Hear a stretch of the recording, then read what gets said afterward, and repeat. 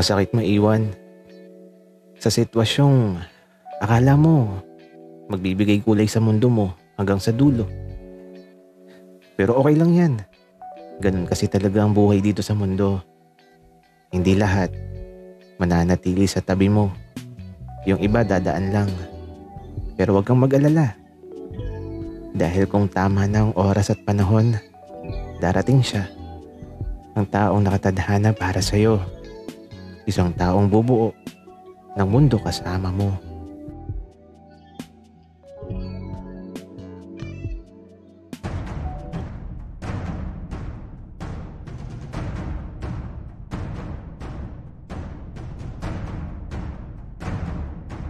Kaibigan, huwag mong kalimutan mag-subscribe sa aming channel at huwag din kalimutan i-click ang notification bell at subscribe button. Subscribe na!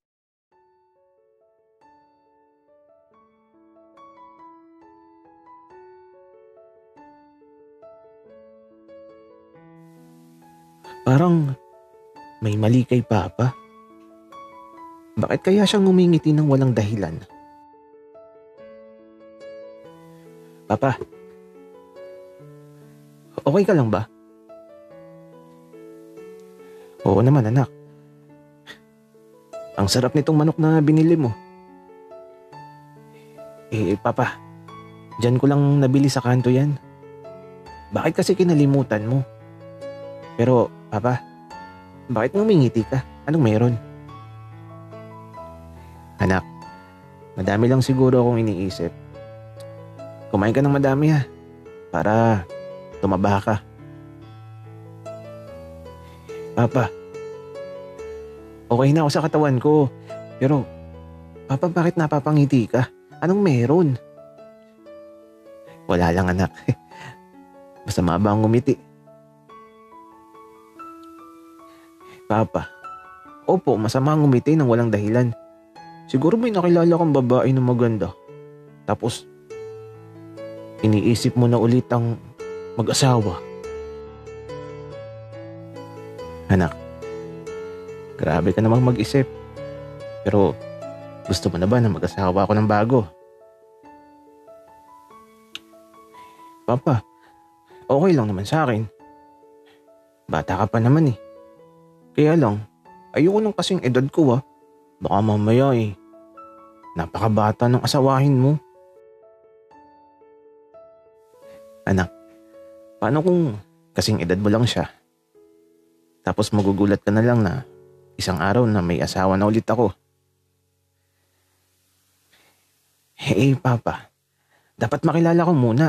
Hindi naman pwedeng di ko muna makita yan. At saka, sino ba yung Papa? Taga saan? Anak, wala pa. Pero kung meron na, ikaw ang unang makakaalam. At ipapakilala ko sa iyo kaagad. Sige, Papa. Sabi mo yan At saka pala, Papa, sa Sabado baka makalimutan mo. Mag-overnight kami dito ni Arturo. Anak, di ko nakakalimutan yun. Excited na nga ako Hello? Bakit ka naman excited, Papa? Makiki-overnight ka din ba sa amin ni Arturo? Anak, di pa naman ako ganun katanda.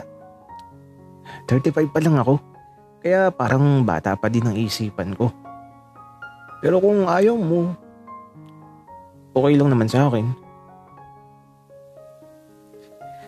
Papa, gusto ko nga yung naisip mo.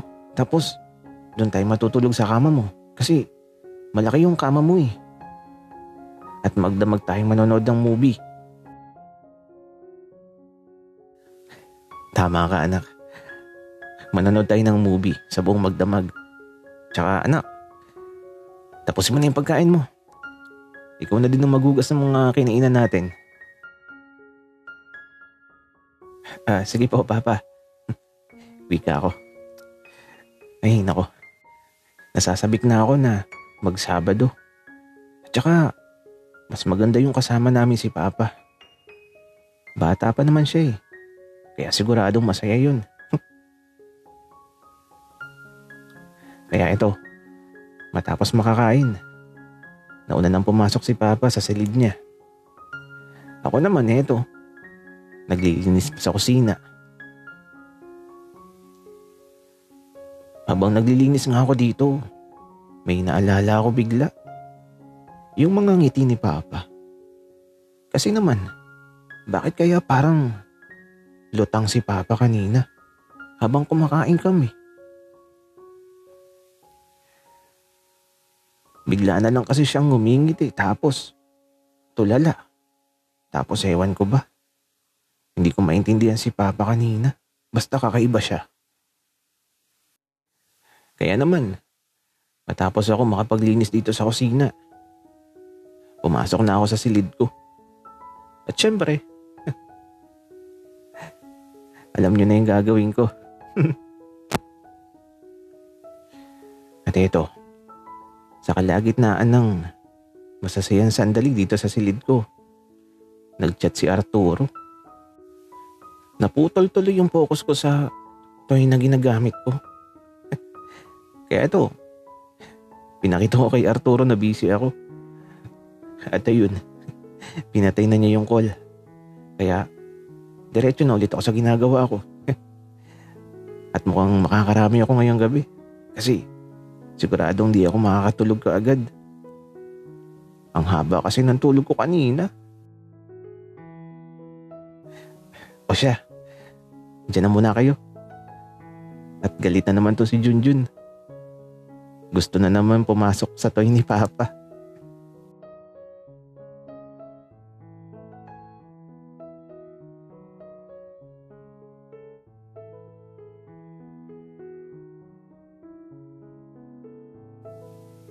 Hindi ako dinadalaw ng antok ngayong gabi. Di kasi mawala sa isip ko yung ginawa ni Arturo kanina. Biro lang talaga yun. Kaya lang, hindi ko naman inasahan na gagawin niya. Ulit-ulit tuloy na tumatakbo sa isipan ko ang mga sandaling yun. Parang tinamaan ako sa halik na yun. Kasi hindi ko makalimutan eh. Para tuloy akong baliw na nakangiti lang sa bawat sandali. Ay nako.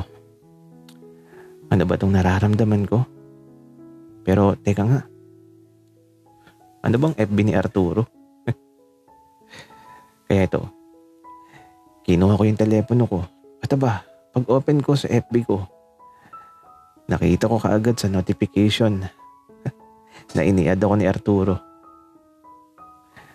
Nakakatuwa naman.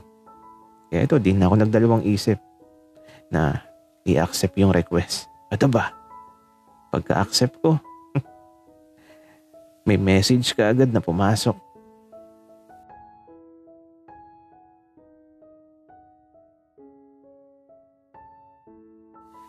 Napangiti na lang talaga ako. Tapos eto, hindi ko alam kung anong dapat kong isagot. Pero, bahala na.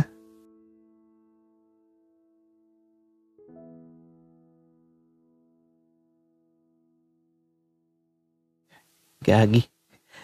Bakit ganun? Parang kinikilig ako habang nagre-reply kay Arturo. Pero, kalma lang dapat. Baka kasi mamaya mapasobra.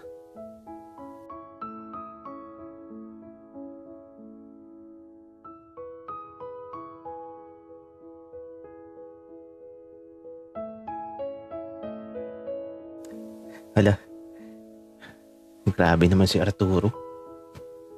First kiss niya pala. Nakakatuwa naman.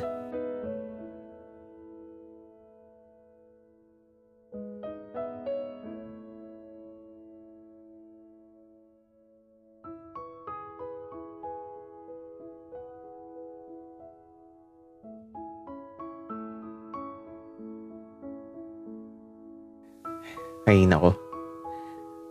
Bakit ko ba nasabi yun?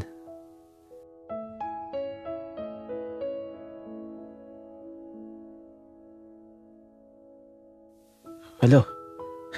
Grabe. Mapapalaban na ata ako sa Sabado. Magiging guro muna ako ni Arturo. Ay nako, gagalingan ko ang pagtuturo hanggang sa abot na makakaya ko.